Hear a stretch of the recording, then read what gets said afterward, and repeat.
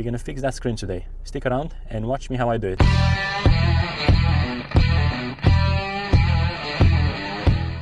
The only tools I'll need for this job are a prying plastic tool, which I'm gonna use to remove some panels here, and then a screwdriver, which I'm gonna use to unscrew the two bolts that's keeping this screen in place. So let's crack on. I'll start with this panel.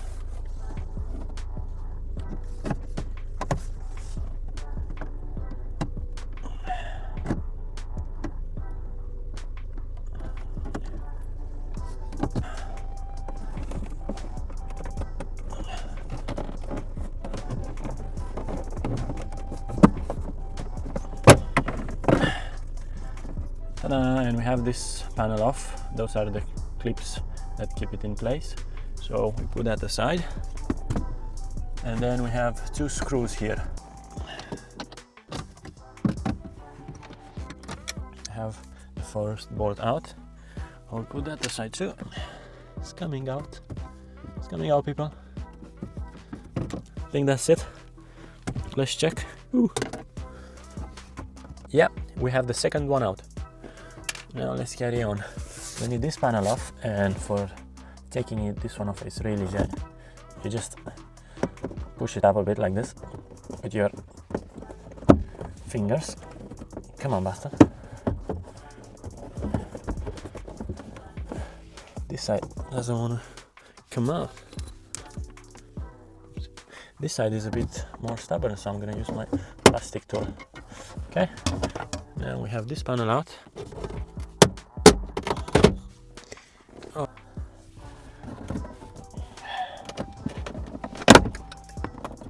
We have to kind of pull this one out like this, and then this one should pry out, isn't it? There you go, it's coming out now.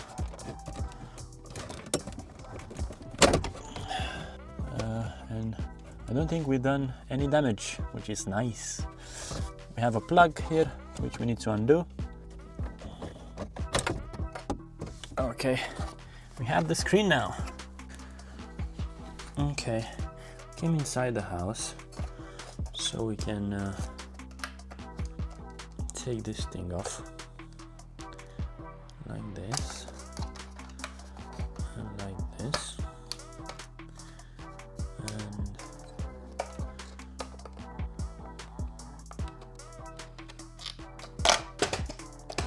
Oops. Let's take it back in the car. I'll plug it in, and then we're gonna wiggle the plug a bit, and then we're gonna put some pressure on the board slightly to see where is the pressure making the screen displaying right stuff. So I've plugged the screen back in, and now I'm gonna apply pressure on those pins to see which pins are gonna make the screen display correctly again. So I'm gonna apply pressure from this side all the way to the other side and see where the screen is gonna flicker back to normal. Okay, look at that. I have a lid there. There we go. So by applying a little pressure on here, the screen is showing correctly again. Okay, now we know what we have to do. I'm gonna take it inside and fix those two pins right here in the bottom on this side. I don't know if you can see, but I've actually bent those few pins a little bit like this, just a little bit. I've bent them towards the side I thought is not making contact anymore. Okay, back in the car. Let's plug it in and see if we did something good or no. Okay, I'm gonna plug it in now. There you go, it clicked in place. And now I'm gonna show it to you slowly. Let's build up the tension. Voila! The screen works perfectly now. Now, this is not a permanent fix because due to vibrations when you're driving, those pins, they might get loose again in there. So what I'm gonna do, I'm gonna take the screen back inside again and glue all the pins. Put lots of glues on the pins to make sure they're gonna stick to the board permanently. So let's do that. I'm gonna put lots of glue on the pins of the plug to make sure those are not ever getting damaged, same way the other pins did. So since I'm not planning to work anymore ever again on this clock screen, I'm just gonna put the cover on now.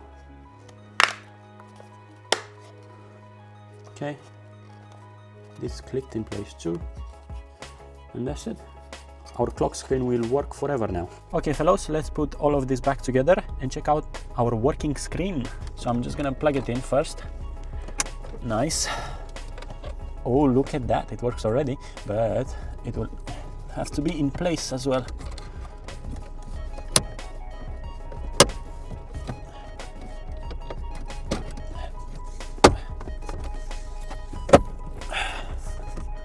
Okay, that's in place there. And now this will have to go back in place. And now this cover right here.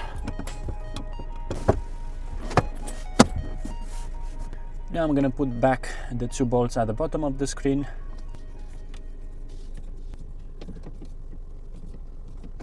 Everything is in place, apart this thing here, in place, like this.